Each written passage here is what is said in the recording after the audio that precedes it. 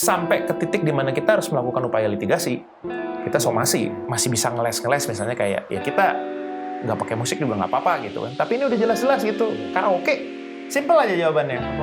Kita tidak akan pernah mengkolek dari pengamen jalanan.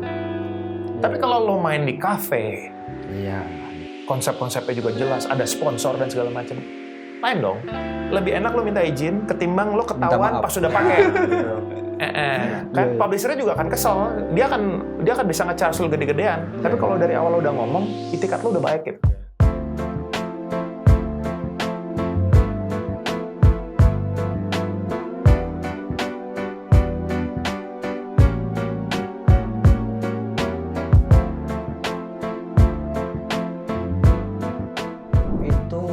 Misalnya gue penyelenggara acaranya ya, gue bohong-bohong tuh soal biaya performance-nya gitu. Fungsi kontrolnya tuh gimana, Bang? Fungsi kontrolnya biasanya kita sudah menjalin kerjasama misalnya dengan begini, dengan artisnya. Misalnya kalau acaranya pakai artis ya, atau misalnya si band ini kan suka ada manajernya atau siapa yang yang biasa kita berhubungan. Nah itu yang biasanya ya agen-agen itu yang kita upayakan.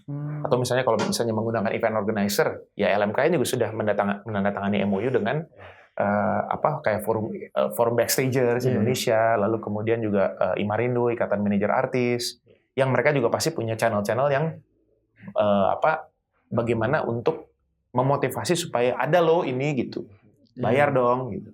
Belum juga kan kita juga di asosiasi-asosiasi misalnya kayak Horeca, hotel, restoran, dan kafe kan kita juga terus melakukan updating, ya ketemu, kita kasih tahu bahwa ada perubahan aturan sekian, ada regulasi sekian berubah, ada tarif sekian berubah, mekanismenya seperti apa. Terus saya diberikan penyadaran sosialisasi terus, ya gitu. Ya ada yang sampai ke titik di mana kita harus melakukan upaya litigasi, kita somasi. Ya, ada kasus di Jogja. Itu tadi bandel-bandel bohong-bohong gitu. Bandel bohong dan nggak mau bayar. Padahal jelas-jelas mereka ya karaoke. Kan jelas-jelas pakai musik. Gitu. Pakai musik kan. Gitu. Beda kalau misalnya masih bisa ngeles-ngeles misalnya kayak ya kita nggak pakai musik juga nggak apa-apa gitu kan. Tapi ini udah jelas-jelas gitu. Karaoke. Gitu. Walaupun mereka di dalamnya mereka jual makanan atau apa, tapi kan tetap lagunya itu menjadi yang jadi main tool-nya gitu. Untuk mereka jualan. Nah, itu. Lebih ke sana. Ya soalnya kan yang mungkin gua cukup yakin lah banyak juga musisi-musisi atau seniman-seniman lain yang karyanya dipakai, tapi mereka nggak dapat nilai komersilnya. Jadi orang lain kan yang dapat, itu kan sayang banget. Padahal kalau let's say kita lihat di luar negeri lah band-band itu walaupun udah pada tua tapi tetap tajir kan gitu. Apa kabar dengan lagu Happy Birthday? Ya kan? Itu bisa berapa duit itu yang dia dapat setiap harinya mungkin kan. Itu dinyanyiin terus sedunia gitu. Intinya gimana kita mencari kesepahaman sebetulnya, Rob. Ya, Fer ya. Maksudnya dalam arti gini.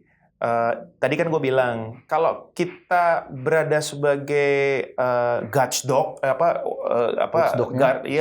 watchdog aja gitu ya, kita yang guardian dog aja yang jagain setiap ada yang ngaco kita gigit atau apa, itu khawatir akan berpengaruh pada gue bilang tadi industrinya, ekosistemnya akan goncang kan. Orang takut pakai, orang jadi nggak berani, dikit-dikit harus izin gitu, dikit-dikit harus ini. Walaupun gue berpegang pada prinsip bahwa izin itu harus. Tapi bagaimana lo menjalankan perizinannya seperti apa? Nah itu yang jangan dipersulit. Karena kalau menurut gue banyak yang tidak setuju dengan gue, yang buat apa sih mesti izin, pakai aja gitu lagu gue. Kalau gue nggak, izin tetap. Tapi bagaimana melakukan proses perizinannya itu yang perlu kita bikin sesimpel mungkin. Sebetulnya kan itu, dengan adanya sistem itu kan, itu membuat semuanya lebih sistematik, lebih gampang, lebih terukur, dan nggak birokratis, nggak ribet gitu, nggak kayak wah saya pinjam dulu gitu. Itu kan akan menghambat juga kreativitas orang kan, wah nunggu izinnya aja bertahun-tahun gitu. Gue gara-gara satu lagu doang bisa nggak keluar album gue. Padahal gue pengen cover lagu itu, misalnya. Makanya ada publisher yang mengelola kan, nggak harus langsung ke penciptanya. Karena itu tadi pencipta kan ya, musisi lalu tahu kan, kita main musik, Kita kadang-kadang nggak kepikir ngelolanya gimana. Malah banyak kan orang bodo amat musisi mikirin itu kan. Tapi gue juga sadar bahwa hak itu hak. Mau cuma 20.000 kalau bukan hak gue, sedapat mungkin kita bisa salurkan. Kita tahu harus salurin mana, salurin, jangan didimin gitu. Jangan malah kayak pura-pura nggak tahu gitu. Nah itu yang nggak boleh. Nah sepertinya begitu. Nah dengan adanya begini kan enak gitu. Dengan ada LMKN jelas semuanya tertata, ya kan. Jadi semakin banyak yang mantengin kan kita juga enak tidurnya. Iya kan gitu. Bang terakhir bang. Ini pertanyaan serius gue terakhir lah. Emang dari tadi nggak serius? Makanya jangan serius mulu gitu kan. Gue sempet denger lu mengajukan judicial review terkait undang-undang hak cipta. Iya benar hak cipta ya? Nah, itu kenapa sih bang? Emang? Jadi gini, bukan mengajukan judicial review. Gue coba reformat ya, beritanya dan juga bahasanya. Jadi begini, zaman dulu itu yang tadi gue cerita, industri musik itu sudah terbangun sendiri dengan common practice-nya sendiri. Ya. Sebelum ada regulasi-regulasi itu sudah ada. Hanya memang dari common practice yang sudah terjadi di industri ini memang tercipta gap yang sangat jenjangnya itu sangat lebar ya antara si the have ini produser-produser dengan kita stakeholders yang lain, musisi, pencipta dan segala macam. Sehingga pada saat itu si the have ini produser-produser ini menjadi orang-orang yang mereka punya akses, punya power, punya money, ya, yang sedikit banyak akhirnya membuat mereka menjadi posisinya berbeda.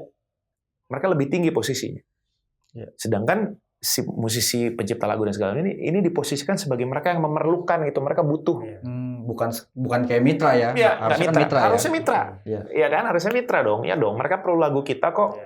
Ya kan, mereka punya duit, oke. Tapi kan harusnya bisa bareng-bareng. Nah ini enggak.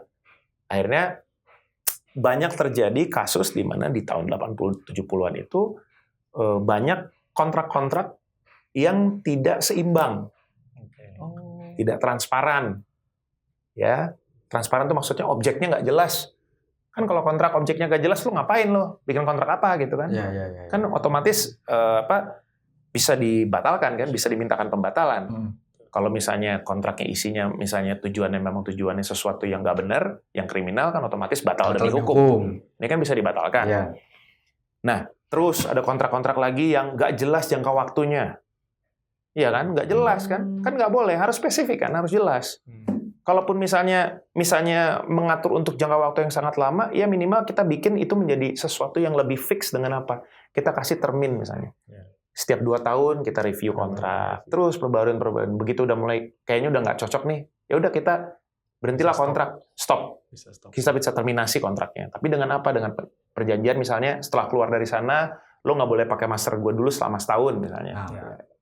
Gitu loh. Nah, walaupun Undang-Undang 28 2014 ini menurut gue masih jadi undang-undang yang terbaik. Hanya memang ada beberapa yang memang harus sudah dilakukan direview ulang. Karena ya itu tadi kan undang-undang kan harusnya menjadi sesuatu yang dinamis. Apalagi yang urusannya dengan seperti ini, hak cipta, maksudnya kekayaan intelektual kan. Ini kan sesuatu yang lo nggak bisa rigid. Lo harus ngikutin teknologi kan, harus berkembang sesuai dengan kebutuhan masyarakat. Apalagi sekarang udah ada departemen lain juga yang ngatur, misalnya di Kementerian Ekraf, Menparekraf, lalu kemudian juga di Kementerian Pendidikan dan Kebudayaan misalnya. Itu kan berhubungan semua. Ada undang-undang pemajuan kebudayaan, ada undang-undang ekonomi kreatif. Itu nanti akan bersinergi tuh, bareng-bareng kan. Gitu. Makanya sebenarnya udah saatnya sekarang adalah departemen-departemen ini duduk bareng untuk mengatur hal yang sama menurut gue. Jadi nggak ada lagi ego sektoral, si departemen ini ngatur sendiri, ya departemen ini ngatur sendiri. Padahal sebetulnya ngatur hal yang sama. Begitu dijalanin sama-sama saling tumpang tindih, saling overlap gitu. Sedangkan kita udah obesitas regulasi kan. Kita kan banyak undang-undang tapi nggak, ya gitu. Akhirnya makanya keluarlah itu si upaya-upaya untuk mengomnibusisasi semuanya. Dibikin omnibus semuanya karena begitu kan. Tapi kan itu tadi, kita udah tahu bahwa masalahnya adalah ego sektoral. Udah kita duduk bareng. Nah ini sekarang udah mulai bisa. Belum lagi juga kita juga melakukan upaya untuk gimana caranya profesi musisi ini bisa punya marwah. Nah, ya, betul. Ya, kita kemarin juga melakukan pendekatan lewat Federasi Serikat Musisi, lewat Papri juga, gitu ya, lewat prakarsanya Bapak Chandra Darusman, kita juga mendekatkan diri pada Kementerian Tenaga Kerja supaya gimana si profesi kita ini benar-benar dikenal menjadi profesi yang sama statusnya dengan profesi-profesi lain. Oke. Gitu loh. Ya. Ada sertifikasi profesi, ya waktu kayak di Undang-Undang Permusikan pada waktu itu. Tapi pada saat itu pengaplikasiannya kurang tepat, makanya undang-undang itu kemudian nggak masuk prolegnas lagi lah ya. Nggak prolegnas lagi. Ya. Tapi apakah itu tidak menjadi penting? No, penting. Ya. Tapi bagaimana kita mengedepankan itu lewat mana? Nah itu yang harus jadi bahan pemikiran kita sekarang, ya. Kementerian Tenaga Kerja juga gitu. Harapannya sudah ada fokus group discussion mengenai itu supaya dalam waktu dekat ini kita sudah punya permenaker khusus untuk pekerja seni. Kalau udah begitu, aduh senang semuanya. Iya, bisa dapat BPJS, kita bisa jadi punya semacam satu kepercayaan diri untuk simple ngajuin kredit. Iya. Kita kan nggak ada slip gaji, kadang-kadang susah dong gitu. Gimana loh? Kemarin gitu. juga sebenarnya baru dengar juga tuh, ternyata pekerja-pekerja seni ini tuh sebenarnya perlakuan pajaknya juga agak berbeda. Betul. Ya. Akhirnya kemarin baru aja keluar kan dari surat edarannya itu mengenai perlakuan pajaknya bahwa 15% itu tetap tidak berubah, hanya pengalinya yang berubah kan. Dari tadinya langsung dikali dengan bruto pendapatan kotor, tapi sekarang pendapatan kotor itu dikecilin dulu dikali 40%. Baru 15 kali 40, jadi 6% doang. Tapi 15% ini tidak berubah karena ini ketentuan undang-undang kan. Nah, dulu karena nama royalti itu salah satunya adalah ya itu tadi, karena namanya royalti disamakan dengan royalti yang lain, royalti tambang dan sebagainya. Gitu. Satu lagi nih Bang sebenarnya. Mungkin nih tadi Bang Robi bilang udah pertanyaan terakhir dia nih dari saya. Nggak apa-apa santai aja. Ya sebenarnya nanyanya lebih ke anak muda sekarang. Mungkin kan tadi udah dijelasin tentang gimana pemberlakuan royalti, gimana pemberlakuan pemberian hak ekonomi kepada si para pencipta, para publisher dan lain-lain. Ya kalau kita ngomong kafe, pelaku-pelaku bisnis itu kan berarti mereka memang mendapatkan sesuatu, dapat ekonomi dari keuntungan kegiatan komersil, yang dia lakukan, keuntungan komersil yang mereka lakukan, makanya udah seharusnya dan sepantasnya mereka bagi. Ke pencipta atau pemilik hak dalam bentuk royalti atau remunerasi. Iya. Nah, pertanyaannya mungkin lebih ke kalau misalnya sekarang kita ngomong anak muda dengan masifnya teknologi, gimana mereka mengekspresikan diri melalui misalnya channel-channel YouTube lah atau apapun itu mereka melakukan cover lagu. Jadi kalau tadi pelaku bisnis mereka dapat komersil, dana lah, dapat uang dari kegiatan-kegiatan itu. Nah kalau ini misalnya mereka masih mencoba, jadi bahasanya mereka belum dapat sesuatu nih, belum bisa dikomersilkan akun-akunnya mereka dan ininya. Tapi mereka menggunakan lagu orang-orang terkenal. Apakah itu bisa diperhitungkan? Kalau tadi kan misalnya kalau di media-media kafe dan lain-lain bisa hitung nih dana performnya berapa dan lain-lain. Sedangkan kan kalau ini mereka ya sendiri, biaya sendiri, semuanya sendiri, bahkan atau lagi mereka belum dapat penghasilan dari situ. Simpel aja jawabannya. Apakah kita tidak akan pernah mengkolek dari pengamen jalanan?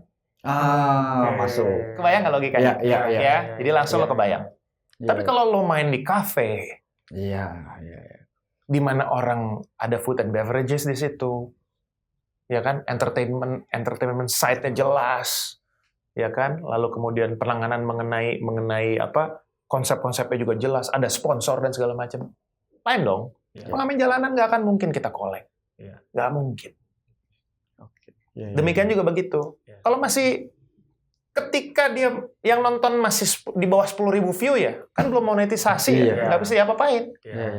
Tapi ketika misalnya dia bikin channel, di depannya udah ada bank apa, sponsor, udah jelas kan begitu, gitu. Jadi jangan sampai juga masyarakat menganggap bahwa wah kita nih LMKN ini pukul rata semua, no way lah, enggak lah. Kita juga kan musisi semua isinya, kita juga musisi semua, kita juga nggak cover lagu orang juga, kita juga berangkat dari ada yang dari ngamen dari jalan, ada yang main dari kafe, ada yang dari festival, ada yang dari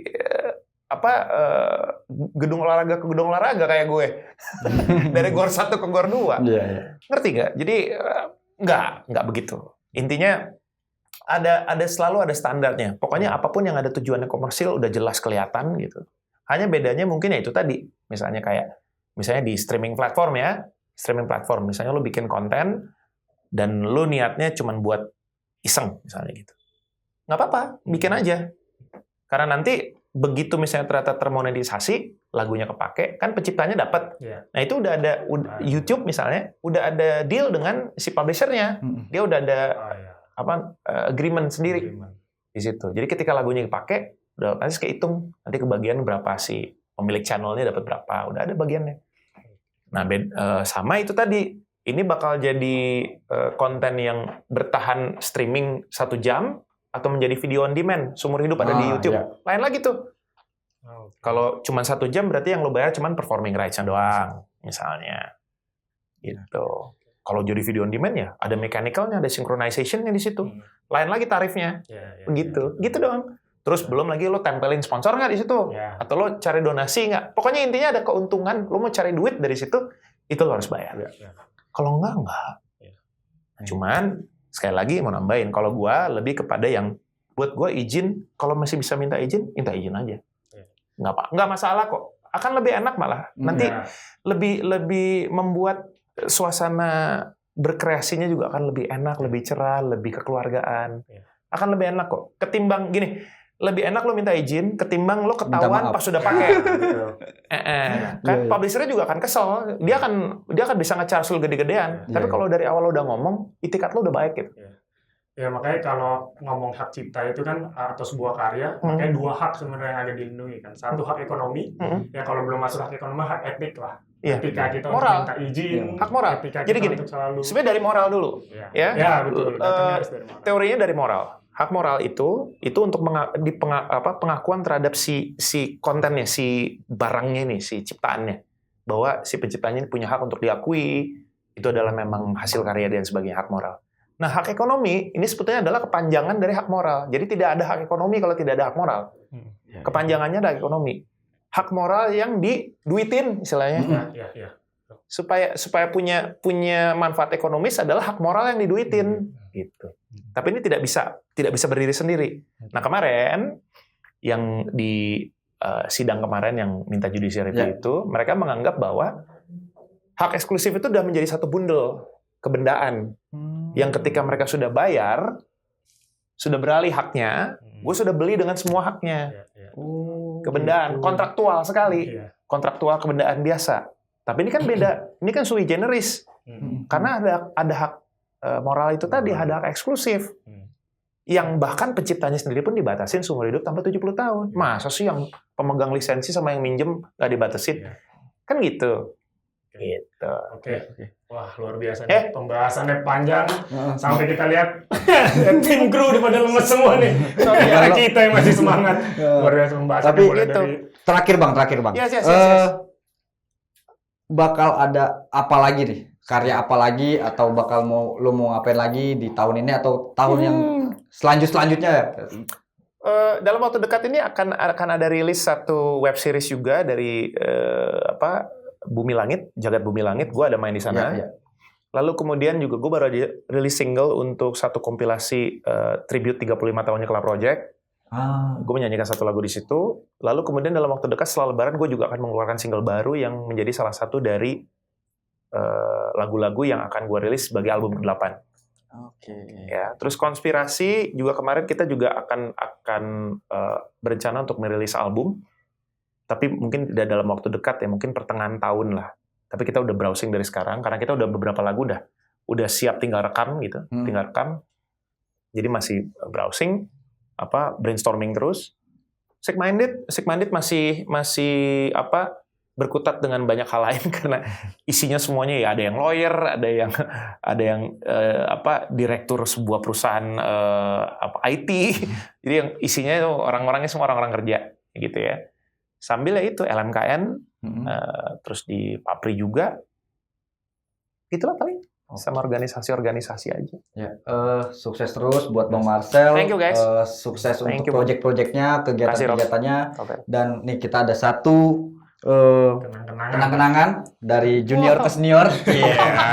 Junior ke senior. Boleh banget nih plakat. Angkat dulu. Wah. Asik. Dari Ilumi Eva Unpar. Ini yang selalu membuat gue bangga menjadi alumnus ya. Eva Unpar begini. Memang selalu menyenangkan dan bangga. Thank you ya. Terima kasih guys. Terima kasih. Dadah. Terima kasih semuanya. Yeay.